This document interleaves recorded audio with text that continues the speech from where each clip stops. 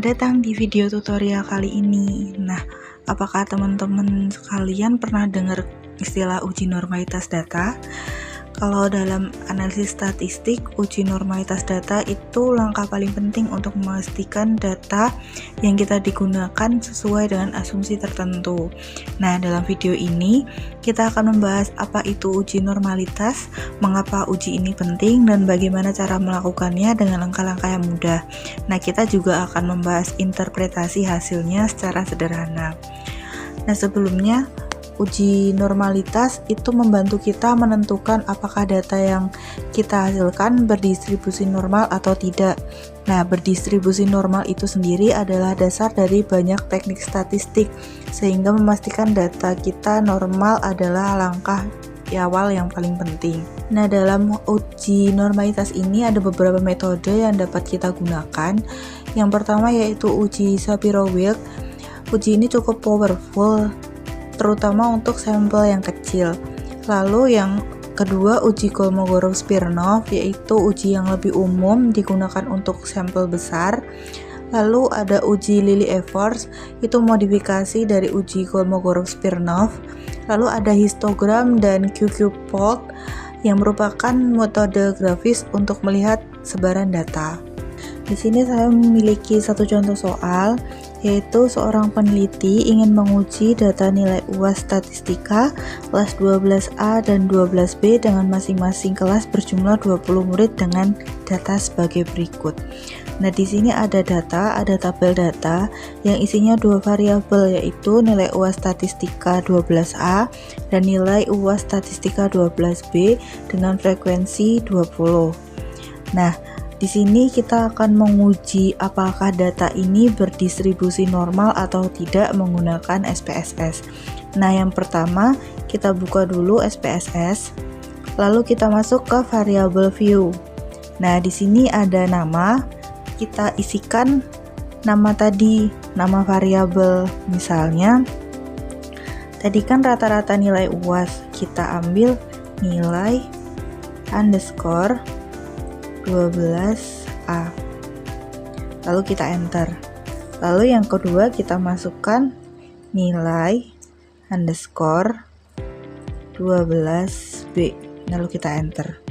Nah, di sini kan di kolom label, di sini kan masih kosong.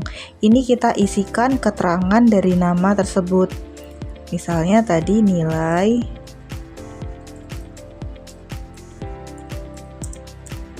UAS statistika 12A. Lalu ini juga nilai UAS statistika 12B. Nah, setelah itu kita lihat di kolom measure. Ini kan masih unknown ya teman-teman. Kita ubah menjadi scale dua-duanya. Nah, jika sudah, kita masuk ke data view. Nah, kita lihat di kolomnya sudah diberi nama, yaitu nilai 12A dan nilai 12B. Nah, setelah sampai step ke sini, kita buka data kita. Nah, kita copy semua data kita, yaitu nilai UAS tersebut tadi.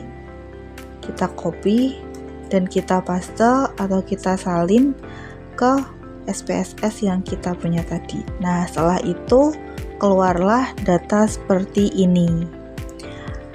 Nah, setelah itu kita ke analisis. Setelah itu kita masuk ke deskripsi statistik, lalu ke explore. Setelah itu dari dua data ini kita masukkan dua-duanya ke dependent list. Jadi nilai UAS statistika 12A, nilai statistika 12B kita masukkan ke dependent list. Lalu kita klik plot. Lalu kita centang yang normality plot with test. Kita klik continue. Lalu oke. Nah, kita tinggal menunggu hasilnya aja teman-teman. Nah, setelah hasilnya keluar seperti ini, kita bisa scroll lalu mencari tabel test of normality. Nah, di sini perlu teman-teman ketahui juga, di sini ada dua jenis uji yang muncul dalam tabel test of normality, yaitu uji Kolmogorov-Smirnov dan uji Shapiro-Wilk. Nah, ini teman-teman bisa melihat dari jumlah data teman-teman tadi atau jumlah frekuensi teman-teman. Kalau misalnya jumlah frekuensi teman-teman lebih dari 50, nanti kita gunakan Kolmogorov-Smirnov. Tapi jika data teman-teman itu kurang dari 50, kita ambil yang uji Shapiro-Wilk. Di sini tadi kan frekuensinya 20, maka dari itu kita ambil di uji Shapiro-Wilk. Nah, selain itu teman-teman juga harus paham bagaimana pedoman pengambilan keputusan, apakah data penelitian tersebut berdistribusi normal atau tidak berdistribusi normal. Di sini saya sudah ada pedoman pengambilan keputusan. Yang pertama, jika nilai signifikasi lebih besar daripada 0,05, maka data penelitian tersebut berdistribusi normal. Namun jika nilai signifikasi kurang dari 0,05, maka data penelitian tidak berdistribusi normal. Nah, di sini kita bisa melihat nilai signifikasi dari tabel ini.